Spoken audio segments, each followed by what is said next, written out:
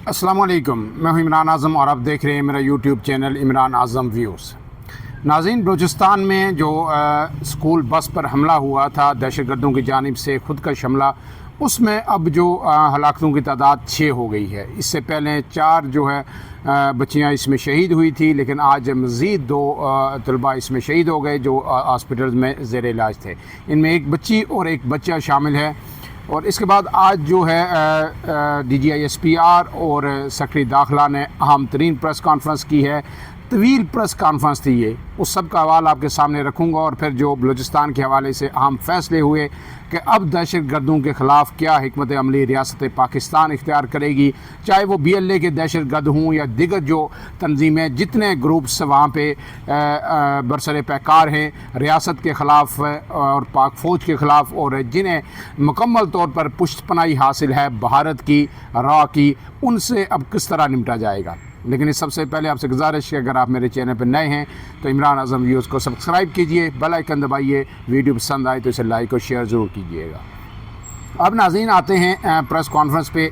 तवील press conference थी, फिर उसके बाद सवाल और जवाब का सेशन हुआ। DGISPR लेफ्टिनेंट जनरल अहमद शरीफ और जनाब वफाकी जो सेक्रेटरी दाखिला हैं, उन्होंने ये प्रेस कॉन्फ्रेंस की। दोनों ने जो पूरी सूरत हाल थी वो मीडिया के सामने रखी और फिर सवाल और जवाब का सेशन शुरू हुआ। इसमें की पॉइंट्स जो हैं मैं वो आपके सामने पढ़ देता हूँ, फिर आपको बताऊँगा कि अब इसका लुब्बे लबाब क्या है, कि क्या होने जा रहा है बलूचिस्तान में।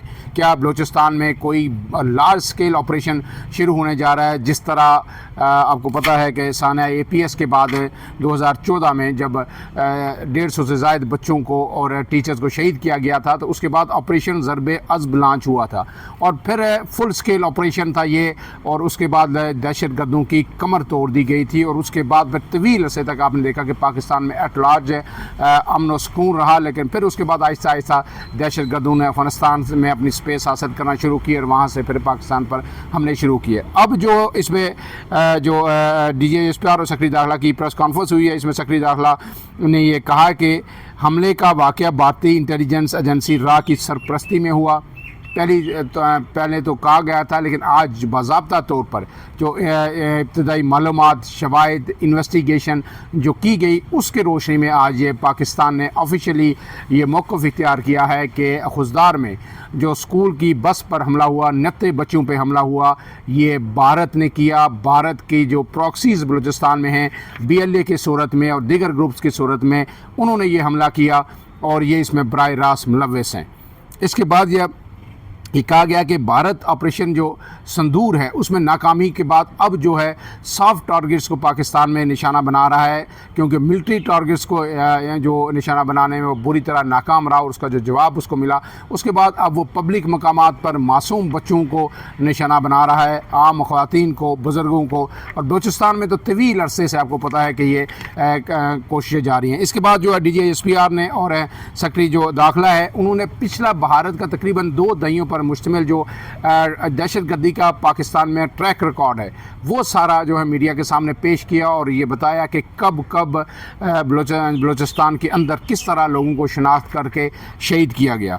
अब इसके बाद जो आगे DGISPR ने ये कहा कि जो अपने अज़्म का इज़हार किया और जो उन्होंने अपना एक रोड मैप दिया, जब उनसे सवाल हुआ तो उन्होंने उसमें ये कहा कि बलूचिस्तान के अंदर फ़िल वक्त कोई लार्ज स्केल किसी नए नाम से किसी ऑपरेशन को लॉन्च नहीं किया जा रहा, जिस तरह मैंने आपको कहा था कि ऑपरेशन ज़रबे अज़ब KPK में शुरू किया गया था।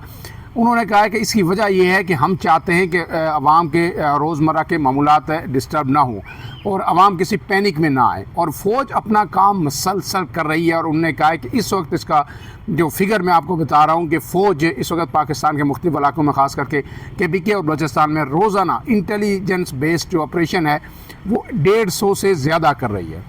गोया उन्होंने कहा कि फ़ौज अवाम अपना कारोबार भी कर रहे हैं, अपने तालीमी सिलसिले भी जारी रखे हुए हैं, तिजारत भी हो रही है, मुल्क चल रहा है, लेकिन फ़ौज एक लम्हा भी अपना जो काम है उससे गाफिल नहीं है।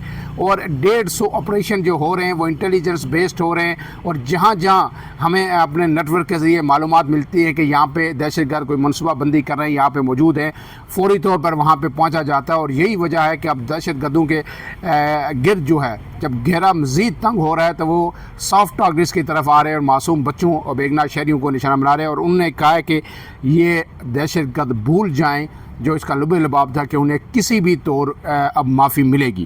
اور اس کی اہم ترین جو آج اس کا نقطہ تھا پریس کانفرنس میں، کل سے یہ سامنے آیا لیکن آج اس کو بیان کیا گیا کہ اب جتنی بھی یہ پراکسیز بھارت کی جو کام کر رہی ہیں پاکستان کے اندر، اس سے پہلے ایک ٹرم یوز کی تھی جنرل عاصم منیر کے دور میں، فتنہ الخوارج، اب ایک نئی ٹرم یوز کی جائے گی ان تمام پراکسیز کے لیے، چاہے بلوچستان لبریشن آرمی ہے، مجید بریگیڈ ہے وہاں پہ، یا ایون کہ جو مہارنگ بلوچ کی جو ہے بلوچستان یکجہتی کونسل ہے، ان سب کے لیے اب فتنہ الہندوستان کی ٹرم یوز کی جائے گی، لکھا جائے گا، پڑھا جائے گا، بولا جائے گا۔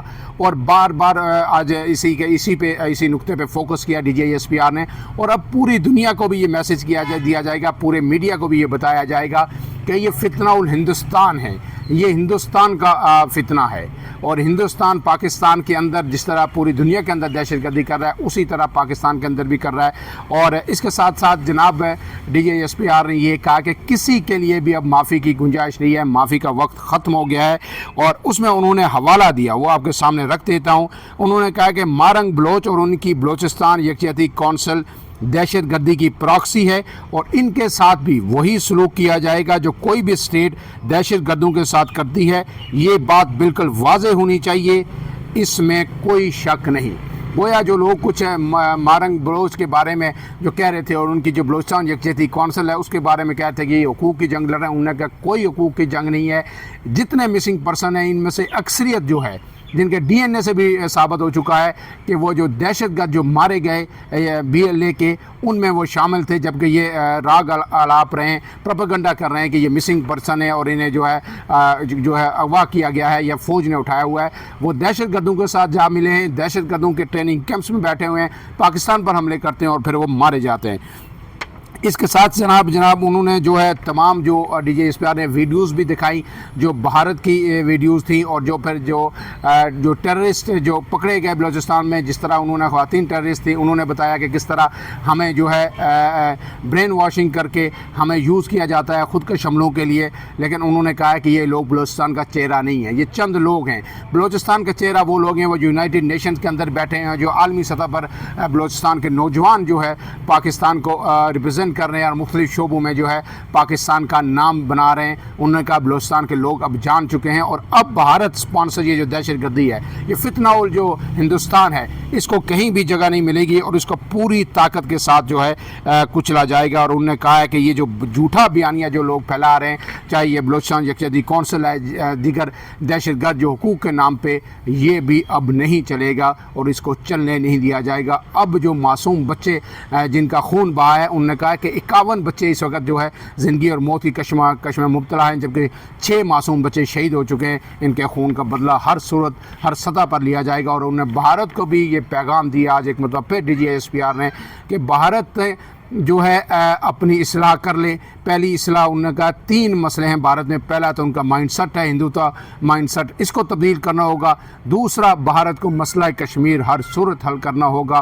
اور تیسرا، انہیں پاکستان میں دہشت گردی، ہر طرح کی دہشت گردی بند کرنی ہوگی، اور اگر یہ بند نہیں کرے گا تو پھر ہندوستان تیار رہے۔ یہ جو سیز فائر ہے، یہ وقتی جنگ رکی ہے لیکن یہ اختتام نہیں ہے۔ بھارت کو ہر موقع پر بھرپور جواب دیا جائے گا۔ نہ بھارت پانی بند کر سکتا ہے اور نہ پاکستان کے خلاف کسی قسم کی جارحیت مسلط کر سکتا ہے۔ فی الحال کے لیے اتنا ہی۔ عمران اعظم کو دیجیے اجازت، اللہ حافظ۔